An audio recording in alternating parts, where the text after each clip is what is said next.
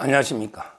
이번에는 이제 이재명의 정말 이제 거짓말, 위선, 서민 이제 코스프레 소고기 한우를 먹은 게 뻔한데 그래 이제 삼겹살이라고 올리는 이런 이제 뻔한 거짓말을 자연스럽게 하는 이런 이제 위선, 이 문제는 이게 정말 심각합니다.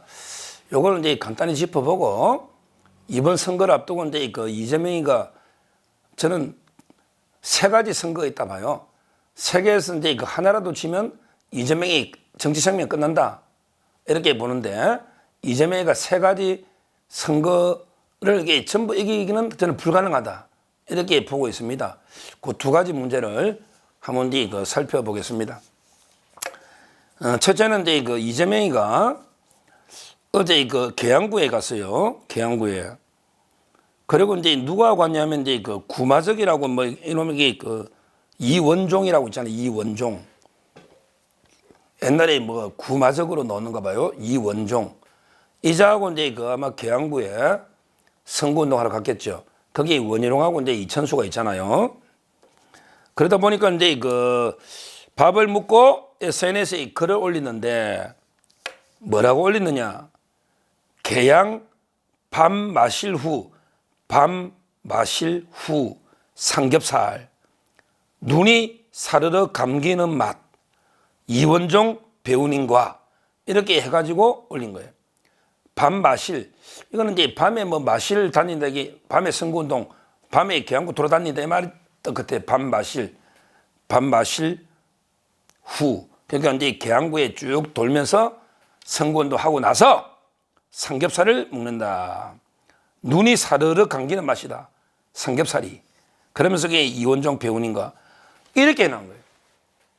근데 그 사진을 딱 보니까 전혀 삼겹살이 아니잖아요. 그 집이 유명한 한우 고기, 소고기 집이고 여러 군데 유튜브나 보는 눈이 있으니까 한우라는 게 이제 명백하게 밝혀져 버린 거죠. 이 소고기 뭔데 이걸 삼겹살이라고 야, 참 이게 뻔뻔한 이런 거짓말을 보통 지도자가 이게 할 수 있을까요? 완전 범죄도 아니고 이게 금방 들통나는데 이자는 이게 거짓말이 그냥 몸에 배어 있으니까 자기도 무심코 이게 그냥 올리면 전부 거짓말 위선이에요. 이거야말로 이게 나는 이게 서민적이다 이런 코스프레 하는 거 알겠습니까? 삼겹살. 요즘 이게 뭐 삼겹살도 싼 건 아니지만 이거 심각한 이게 거짓말쟁입니다. 옛날에 뭐 닭을 잡아먹고 오리발을 내미는 거는 제가 많이 봤는데 근데 이 소고기를 먹고 삼겹살을 먹다고 우기는 거는 정말 이게 처음 보는 거짓말이 한마디로 이게 그냥 몸의 배가 자기가 이게 인식하는지 못하는지 모든 게 내뱉는 말이 숨 쉬는 것 빼고는 전부 이게 거짓말 위선 이게 바로 이재명이다. 그래서 여기 전역 의원이나 그다음에 원희룡 후보도 상당히 직격탄을 날리고 있습니다. 이게 저는 이거 엄청난 일이거든요. 그냥 넘어갈 문제가 아니잖아요. 뻔히 그냥 소고기 문학고 삼겹살이 어떠고 눈이 하면서 거짓말로 올리는데 이 지도자가 이렇게 거짓말이 됩니까? 이것만 해도 심각한 결격자 아닙니까? 저는 아주 심각한 문제로 보는데 이 좌파들은 어떻게 보는지 모르겠어요. 어떻게 보는지. 여기서 이제 우스갯소리로 저한테 누가 많이 묻더라고요. 야, 서 변호사, 진짜 이게 거짓말쟁이들이 많은데 대표적으로 이제 이재명, 그다음에 조국이 그리고 이제 문재인이가 있는데 누가 제일 거짓말쟁이야? 이런 질문을 제가 많이 받았어요. 여기에 대해서는 이제 저는 뭐 확고한 입장입니다. 저는 한 번도 제 생각을 바꾼 적이 없어요. 우리나라에 지금 여기 현존하는 정치인 중에 거짓말쟁이 꼽으라면요. 저는 3위가 조국으로 봐요. 그 다음에 2등이 이재명. 그 다음에 1등이 문재인이다. 이렇게 봅니다. 왜 그러냐? 저는 제 소신이에요. 조국이는요. 제가 유심히 봤거든요. 조국이는 거짓말하면 손바닥이 파르르 떨립니다. 이 말은 거짓말하면 불안하다는 거예요. 손이 막 떨려. 전에 청문할 때 보면 알아요. 거짓말하면 떨립니다. 요거는 하류 거짓말쟁이입니다. 하류. 전부 입에 놓는 거 다 거짓말은 맞는데 바르르게 손이 떨린단 말이에요. 여기에 3위죠. 그 다음에 2등은 이재명입니다.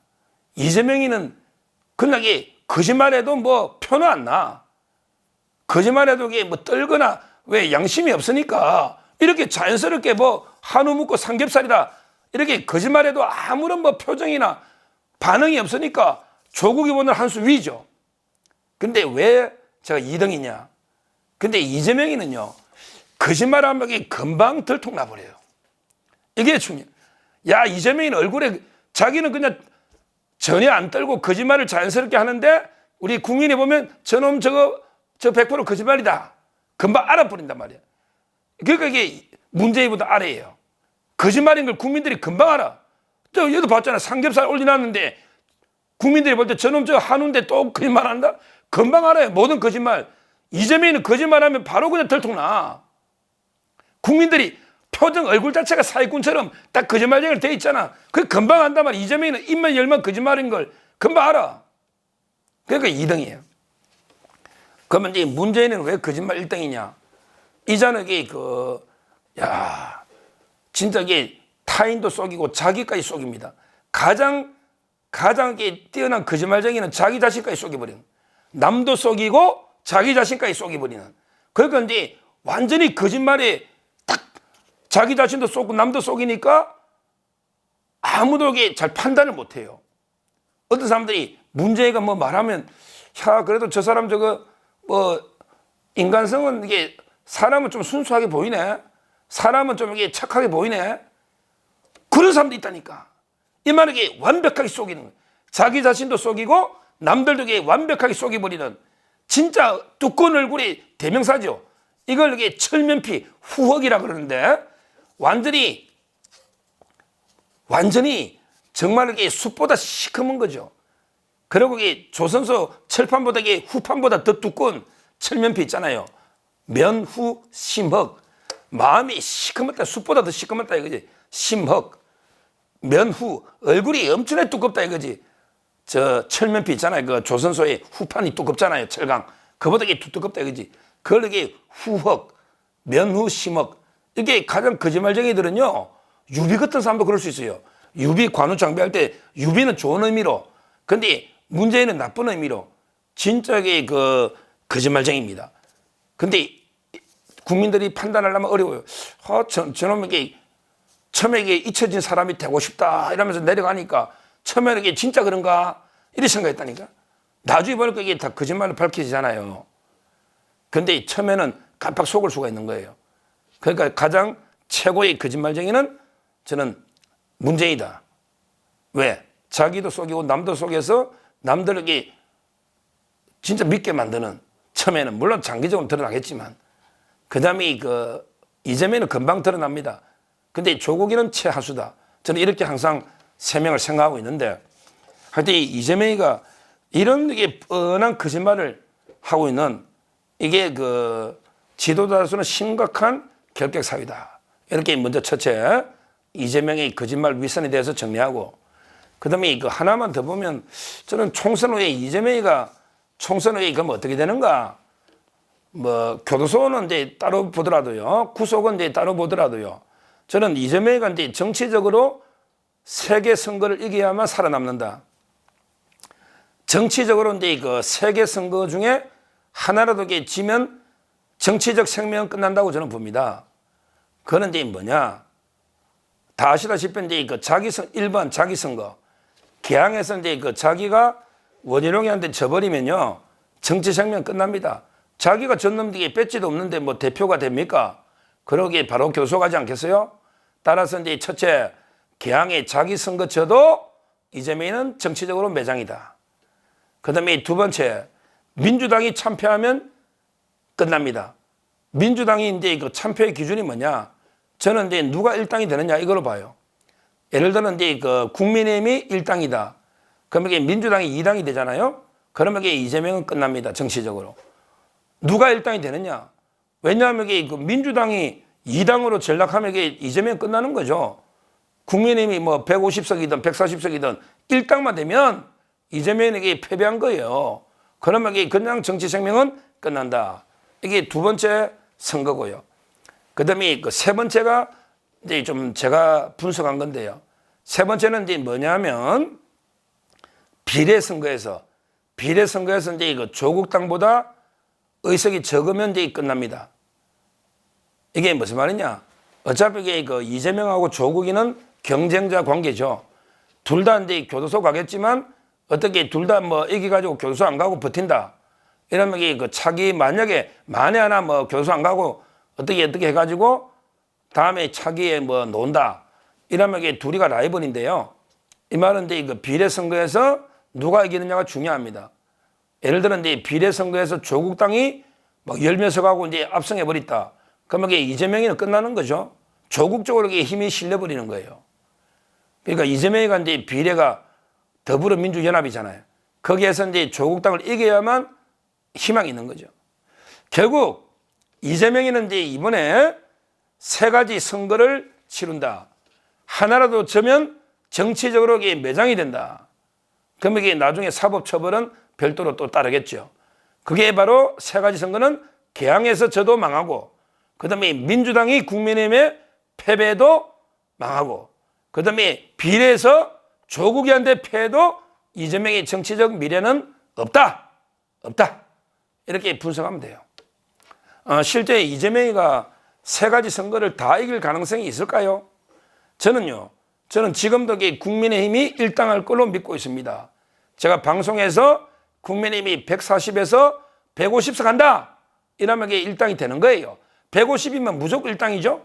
근데 140대 넣어도 그러면 이게 조국당이 뭐 10석이 있고 또 다른 당이 한두 석씩 가져가면 어차피 이게 민주당이 2당이 되는 거예요.